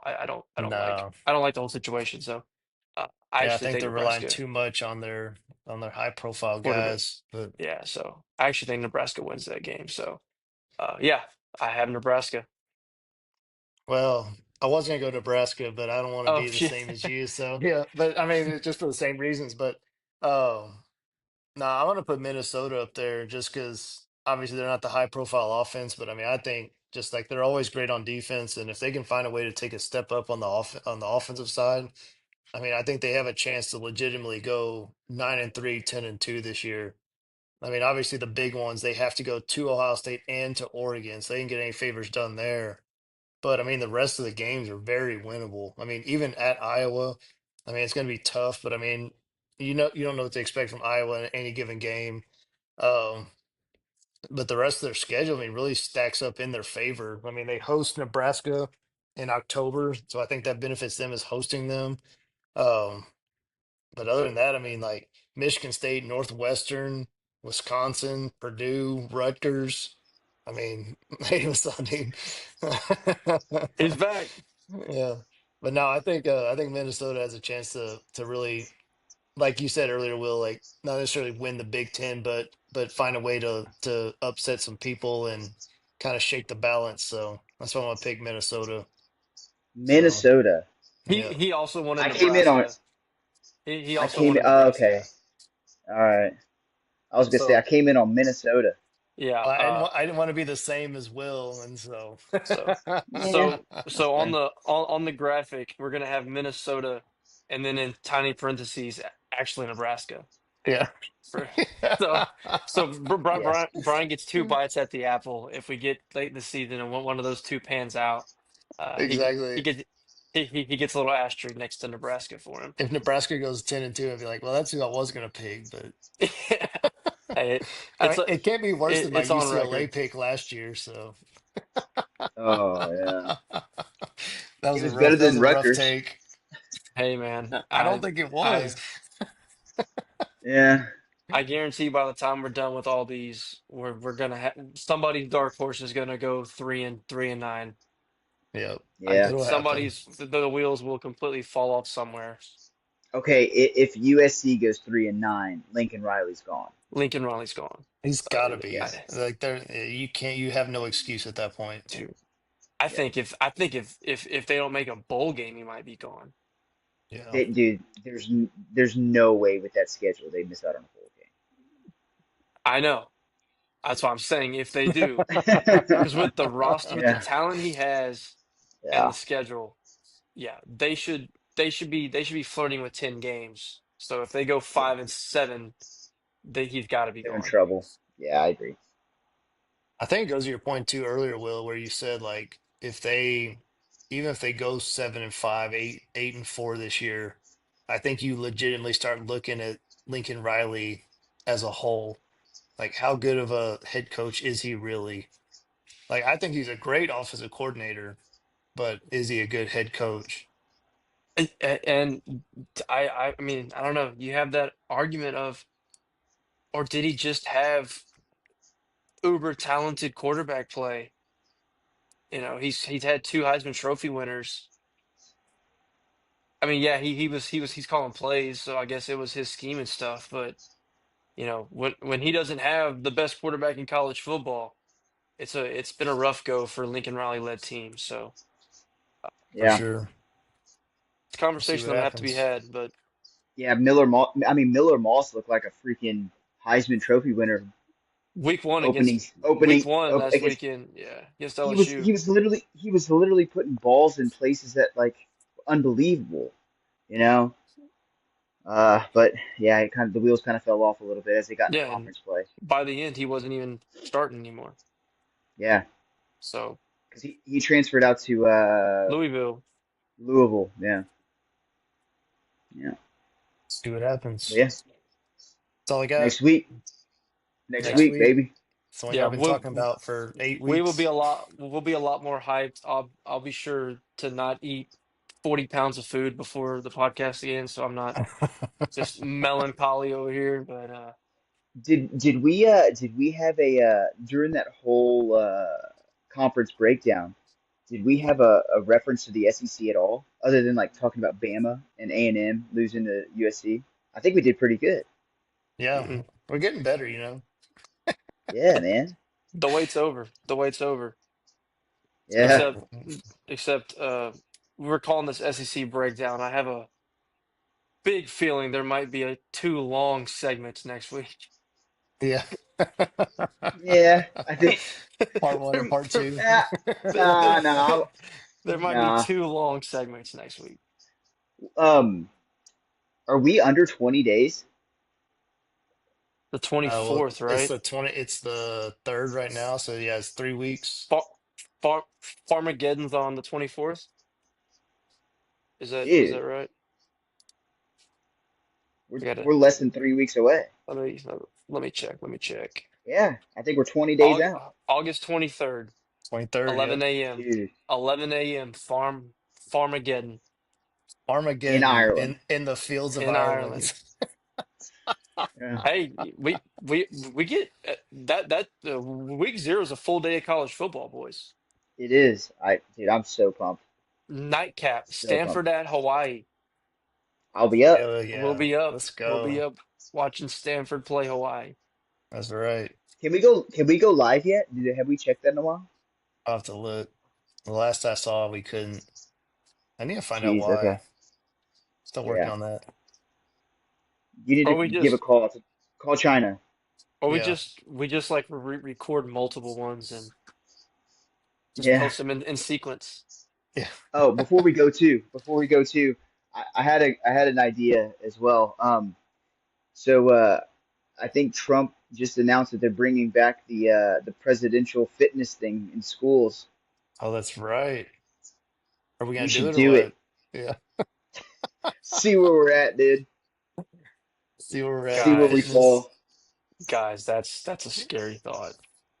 I think it's a mile, pull-ups, sit-ups, and the flexibility reach test.